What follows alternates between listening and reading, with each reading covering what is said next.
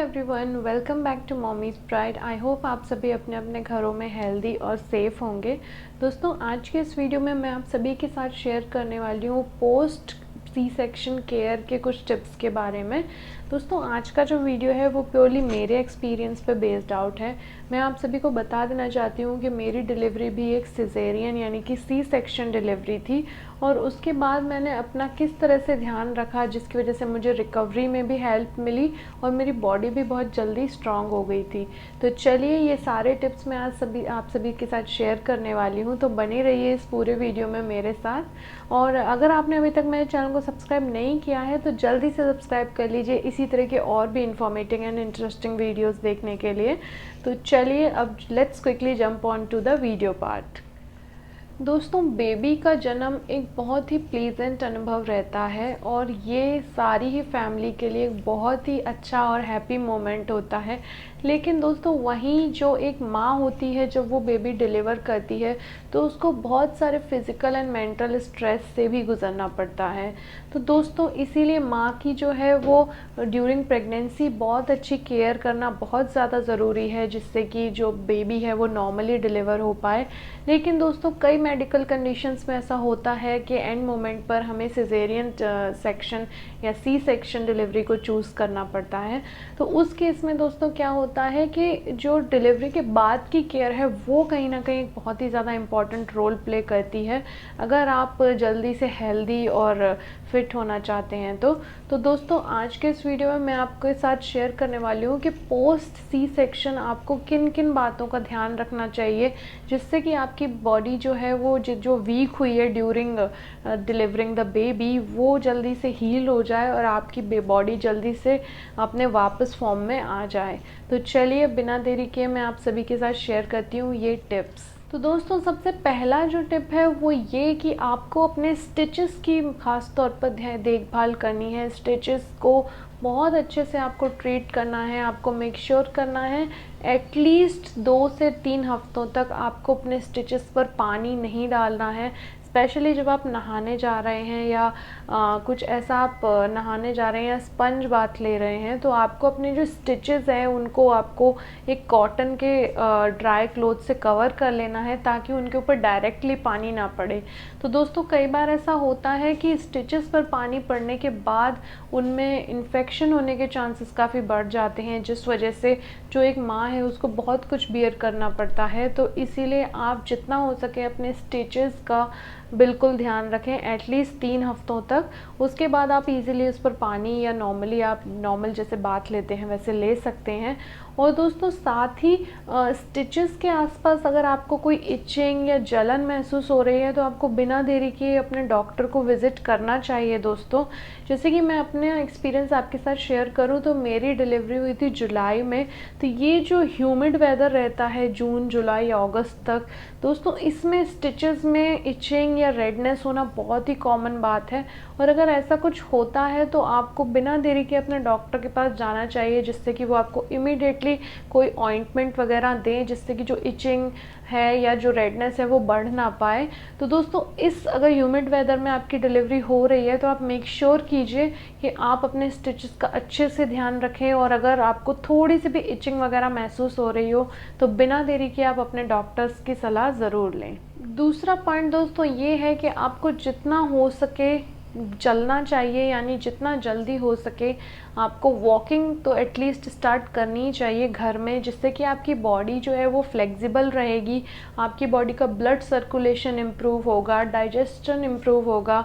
जैसे कि हम जब लेटे रहते हैं, हमारी जब डिलीवरी होती है तो मोस्टली हम अपने रिलैक्सिंग पोजीशन में ही रहते हैं और नॉर्मली जो हमें खाने को दिया जाता है वो खाते रहते हैं। इस वजह से क्या होता है दोस्तों, गैस और कॉन्स्टिपेशन जैसी प्रॉब्लम होने लगती हैं। तो उस केस में आपको क्या करना है कि जितना हो सके आप घर में ही थोड़ी थोड़ी देर में वॉक ज़रूर लें। जैसे मैं अपनी बात करूं तो मेरी डिलीवरी के 24 आवर बाद ही डॉक्टर ने मुझे चलकर वॉशरूम जाने को कहा था, और उससे क्या होता है, हमारी बॉडी को एकदम से थोड़ा मूवमेंट होना स्टार्ट हो जाता है, जिससे हमारी बॉडी एकदम जाम होके नहीं रह जाती है। तो दोस्तों उस केस में आपको, अगर आपका सी सेक्शन डिलीवरी हो रही है, तो आपको ट्राई करना है अपनी बॉडी को आप जितना ज़्यादा एक्टिव रख सकें, उतना ही आपको आगे बेनिफिट देगा। तो आप कहीं बाहर आपको घूमने या वॉक करने नहीं जाना है, आप अपने रूम में ही 2-3 चक्कर लगाएं, फिर आप रेस्ट ले लें। तो इस तरह से आपको डेली बेसिस पर वॉक करना है। तीसरी चीज़ जो आपको ध्यान रखनी है दोस्तों, वो है आपको घर का काम टोटली अवॉइड करना है जब तक आपको खुद में कॉन्फिडेंस ना आने लगे। तो दोस्तों घर के काम में स्पेशली आपको कोई भारी चीज़ नहीं उठानी है, आपको ज़्यादा झुकना नहीं है। अगर आप ये सब चीज़ें करेंगे दोस्तों, तो वो डायरेक्ट आपके स्टिचेस पर प्रेशर पड़ेगा, जिससे कि स्टिचेस में इन्फेक्शन या फिर कई बार स्टिचेस के खुलने का भी डर रहता है।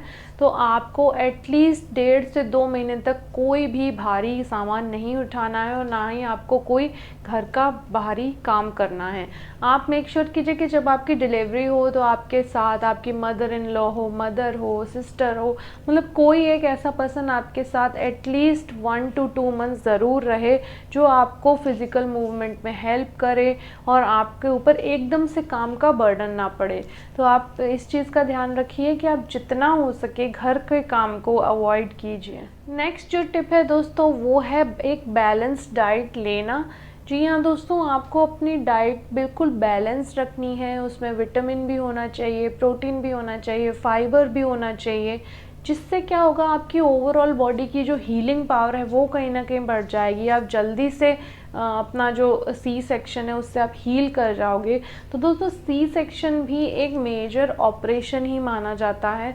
तो उस केस में आपको बिल्कुल भी लापरवाही नहीं करनी है। आपको मेक श्योर करना है कि आप जितना हो सके अपना केयर, अपना ध्यान रखें, तभी आप और आपका बच्चा भी हेल्दी होगा। तो उस केस में दोस्तों आपको सबसे ज़्यादा ध्यान देना है विटामिन सी पर। और विटामिन सी के लिए दोस्तों आप ले सकते हैं ब्रोकली, पालक, मटर, ऑरेंज, मौसमी। तो ये सारी चीज़ें जो हैं विटामिन सी से भरपूर होती हैं, तो आपको ये अपनी डाइट में ज़रूर से इंक्लूड करनी चाहिए। इसके अलावा दोस्तों आपको फाइबर रिच डाइट भी लेनी चाहिए, जिससे कि आपका जो डाइजेशन है वो कहीं ना कहीं इम्प्रूव होगा और आपके स्टिचेस पर प्रेशर नहीं रहेगा। अगर कॉन्स्टिपेशन हो जाता है तो हमारे स्टिचेस पर कहीं ना कहीं प्रेशर आने के चांसेस रहते हैं। तो आपको मेक श्योर करना है जितना हो सके फाइबर आप अपनी डाइट में इंक्लूड करें, जिससे जो है डाइजेशन प्रोसेस जो है स्मूथ हो जाएगा और आपके स्टिचेस जो हैं वो अपने आप ही नेचुरली हील होना स्टार्ट हो जाएंगे। और दोस्तों लास्ट है वो ये कि मेडिसिन का जो भी कोर्स आपको डॉक्टर सजेस्ट करें, आप मेक श्योर करें कि वो पूरा करें। जैसे मेरे केस में टोटल 6 मंथ्स का मेडिकेशन कोर्स था, तो वो दोस्तों मैंने पूरा किया था। उसमें आपका आयरन भी होता है, कैल्शियम भी रहता है, फॉलिक एसिड वगैरह, मतलब जो भी एक सिजेरियन बॉडी को रिकवर होने के लिए चीज़ें चाहिए होती हैं, तो डॉक्टर का वो पूरा कोर्स आपको ज़रूर कंप्लीट करना चाहिए।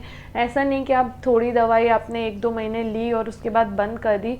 वो दोस्तों कहीं ना कहीं एडवर्स इफ़ेक्ट करेगा हमारी बॉडी पर लेटर ऑन, यानी कि बाद में। तो दोस्तों उस केस में आपको ये करना है कि डॉक्टर आपको जो भी मेडिसिन या जो भी चीज़ें सजेस्ट कर रहे हैं और जितने ड्यूरेशन के लिए कर रहे हैं, आपको सारी चीज़ें उतने ड्यूरेशन के लिए ज़रूर से लेनी चाहिए। तो दोस्तों ये था आज का वीडियो। आई होप आप सभी को ये पसंद आया होगा। अगर पसंद आया हो तो फटाफट से मेरे चैनल को सब्सक्राइब कर लीजिए और बेल आइकन को भी हिट कर दीजिए, ताकि इसी तरह के सारे इन्फॉर्मेटिव वीडियोज़ आप तक सबसे पहले पहुँचते रहें। तो साथ ही दोस्तों मैं अपने चैनल पर डालती हूँ इन्फॉर्मेटिव वीडियोज़ के साथ साथ रेसिपी वीडियो भी, तो मेरे चैनल को फटाफट से सब्सक्राइब कर लीजिए। तो दोस्तों मिलते हैं जल्दी एक नए वीडियो में, तब तक के लिए thanks for watching mommies pride.